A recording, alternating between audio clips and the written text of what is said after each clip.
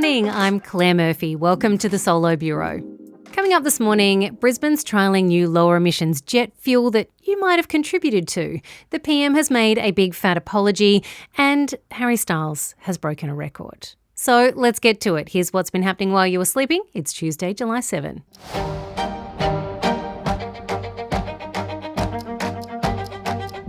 Just a warning that the first story today describes details of child abuse, so please take a moment if that's something you need to scoop forward on.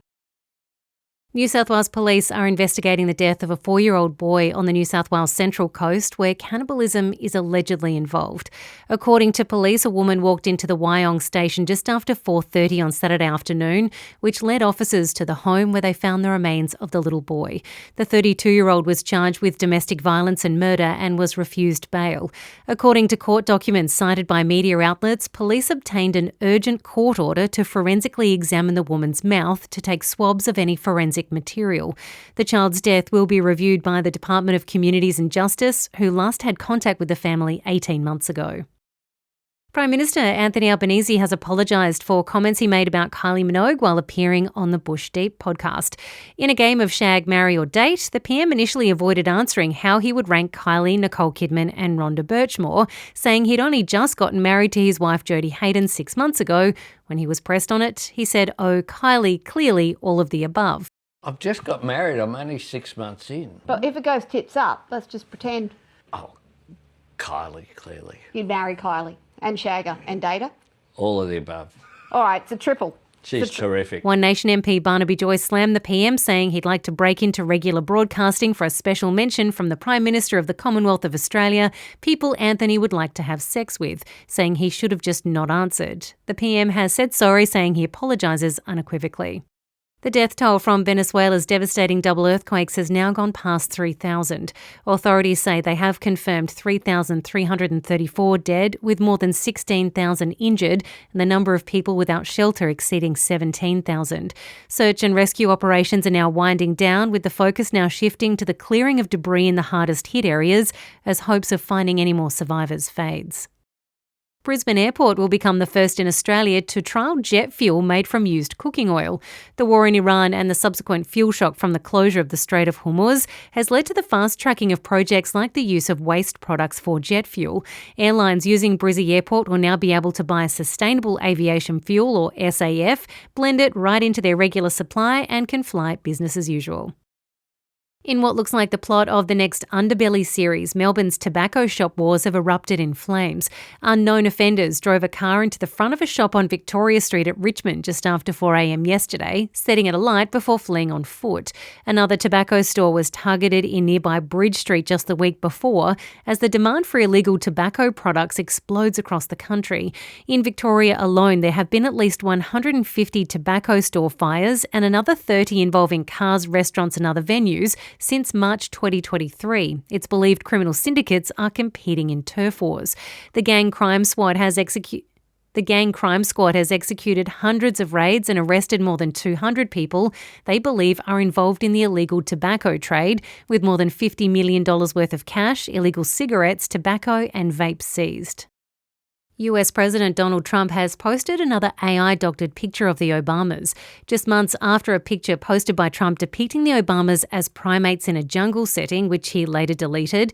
This time he's posted a picture of Michelle and Barack Obama smiling and waving at the top of the stairs of Air Force One, which has been spray-painted with graffiti that says things like Black Lives Matter and Obama's Democratic campaign slogan, Yes We Can, along with Arabic writing under the Obama name that translated means praise be to God or thank God. The use of graffiti in pictures involving black people in America has been in the past used to show them as aligned with crime and urban decay. Still on Trump, and the president has intervened at the World Cup, calling the president of FIFA to review a red card given to an American player. Folarin Balogun was suspended after he stepped on the ankle of a player from Bosnia-Herzegovina last week, but after a call from Trump, the suspension has been lifted, allowing him to play against Belgium. Former Socceroo Craig Foster posted to X just one word: disgraceful. The Prince and Princess of Wales have released pictures of the princess after she completed the 3 Peaks Challenge, raising money for charity. Kate climbed the highest mountains in Scotland, England and Wales, all within 24 hours. The couple's Instagram account showing her being hugged by her husband and children after she returned. One shows that elder son George is now as tall as, if not slightly taller than mum. And while we're talking royals, Prince Harry's visit to the UK has been thrown into chaos after his dad reportedly rescinded an invitation to stay at Buckingham Palace while he is visiting. The offer had reportedly been withdrawn at the last moment due to the Duke's case against Associated Newspapers, which could compromise the King's constitutional position. At the weekend, it was announced that Meghan and the kids would no longer be accompanying Harry to the UK amid concerns for their security and safety. After being found guilty of assaulting a woman, former footballer Nicky Winmar's Hall of Fame status is now under review. The former St Kilda player, who famously lifted his shirt and pointed at his skin after racist taunts from the crowd, has already had a statue of him performing that action taken down from Perth's Optus Stadium.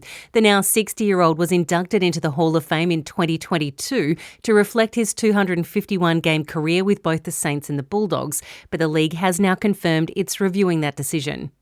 Singer Harry Styles has broken a Guinness World Record for the longest residency at Wembley Stadium. Styles wrapped up 12 shows at the venue as part of his Together Together World Tour, securing the record on Saturday at the final show. He kicked Coldplay out of the record-holding position, who played 10 shows there during their 2025 World Tour. To sport, and the Aussie women's cricket team has taken out the T20 World Cup for the 7th time, crushing England by 7 wickets at Lords. Alex de Minour, the last Aussie man standing at Wimbledon, has lost his 4th-round match to Italian Flavio Cobolli.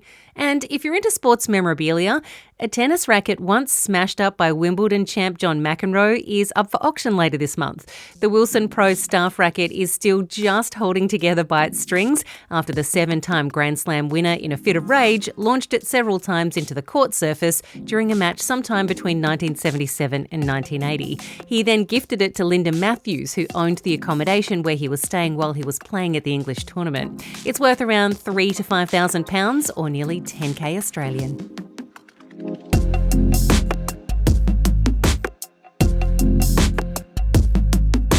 Thanks for hanging out today, team. Remember to follow the Solo Bureau on Substack so we can chat about what stories you're keen to hear more of. And you can also chat to me via DMs on the Solo Bureau Instagram if you are more that way inclined to. Till tomorrow, stay safe. Have a good one.